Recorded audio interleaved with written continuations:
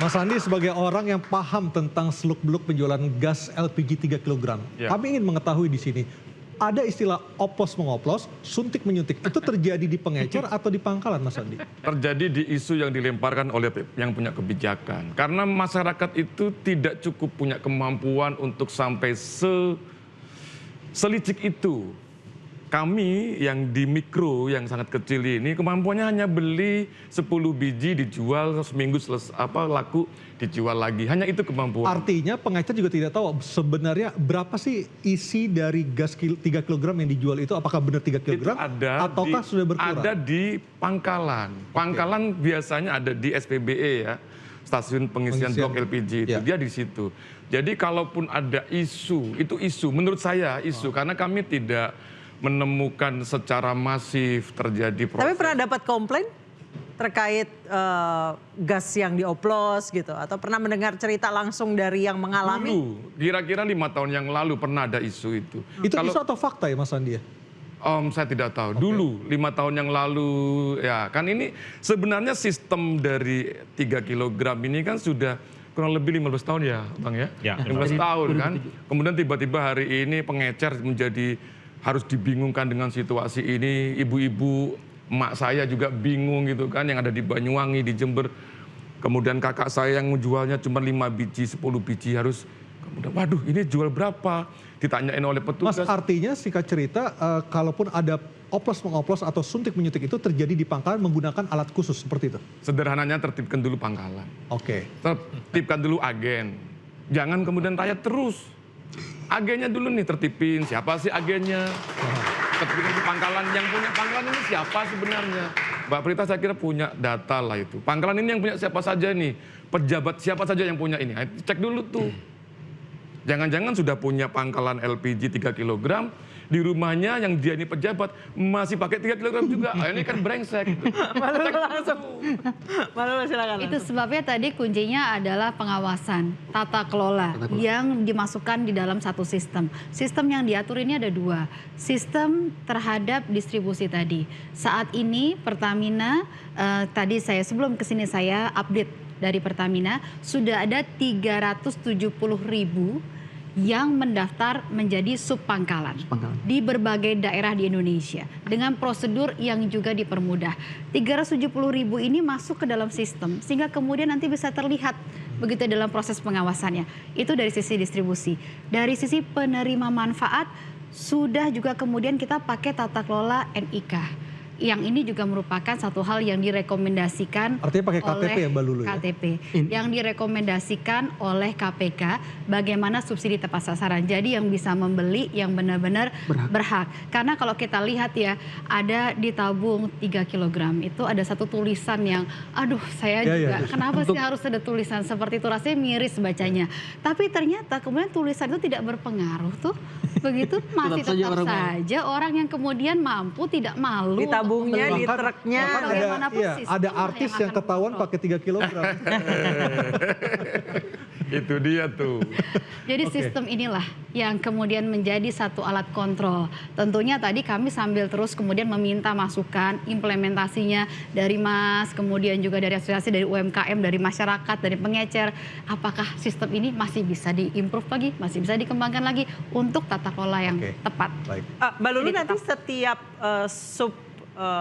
pangkalan ini akan dikasih semacam scan barcode gitu untuk NIK-nya, jadi misalnya orang nggak akan beli pindah-pindah gitu di satu tempat, atau mungkin nyuruh ART-nya gitu, atau nyuruh supirnya gitu kan, biasanya kayak gitu kan? Untuk teknisnya nanti Pertamina akan menyampaikan.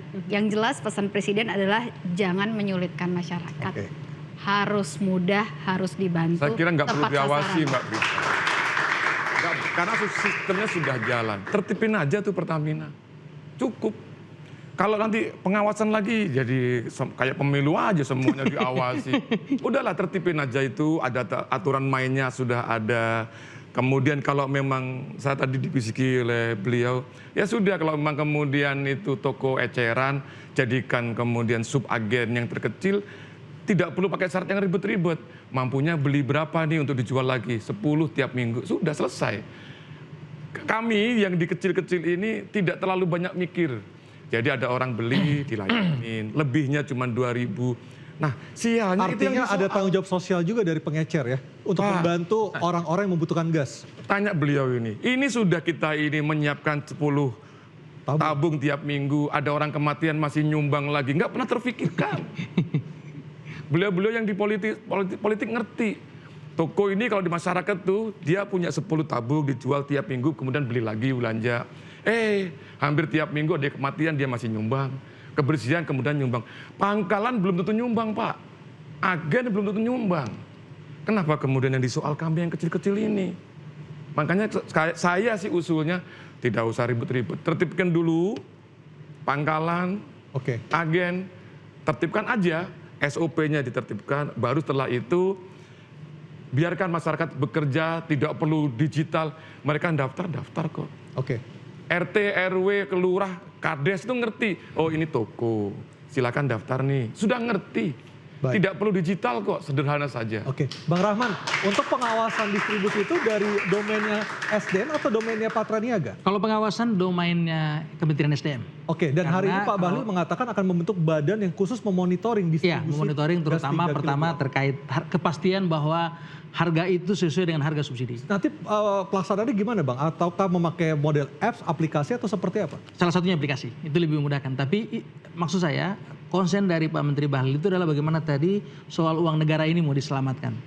Uang negara yang sekarang ini 87 triliun. Dan itu kalau dari 10 tahun lalu itu sudah meningkat sampai 3 kali lipat. Artinya subsidi LPG terus meningkat dan mau dipastikan bahwa yang menerima itu adalah mereka yang berhak dan harganya sesuai. Nah sekarang ini ada 2 hal yang masalah. Yang menerima bukan yang berhak, ada yang bukan yang berhak. Yang kedua, harganya di atas.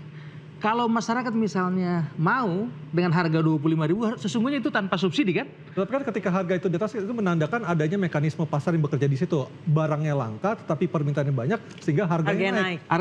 Fungsi SDM kan artinya tidak bekerja Bang di situ. Iya, itu disparitas, artinya ada harga yang harganya sesungguhnya kalau tanpa subsidi tinggi menjadi harga murah sehingga peminatnya tinggi.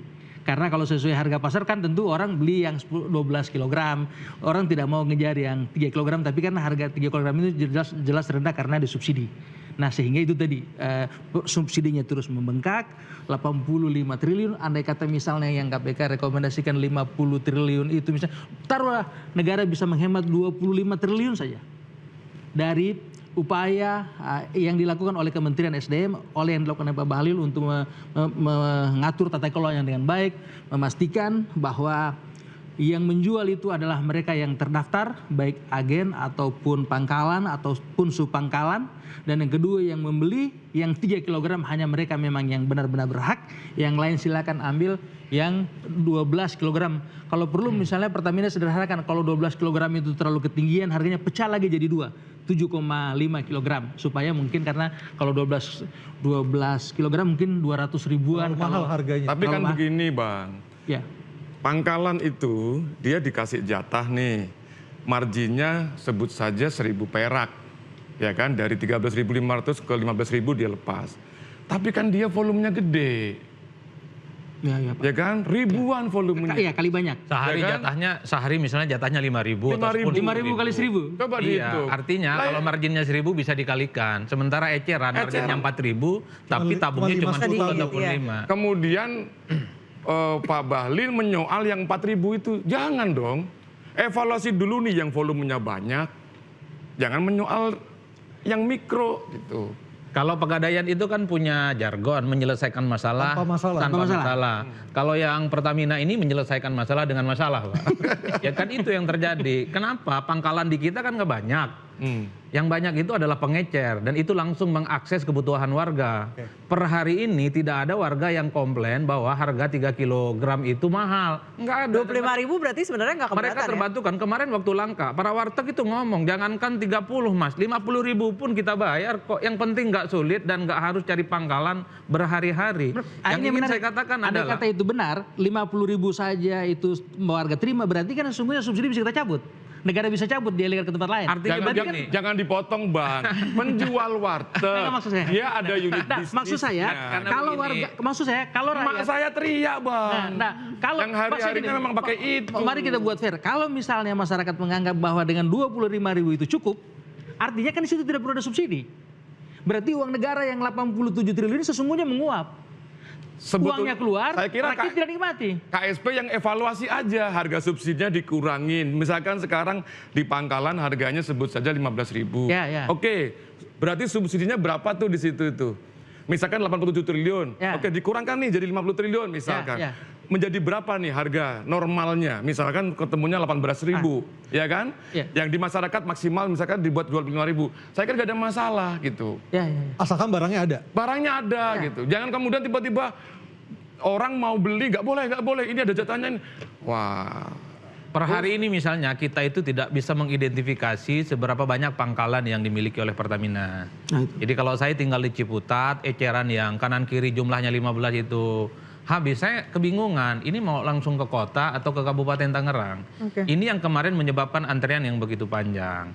Apalagi misalnya Dirjen Migas bilang kemarin kan, wah agak aneh nih. Eceran ini kan ilegal, Masya Allah sekali.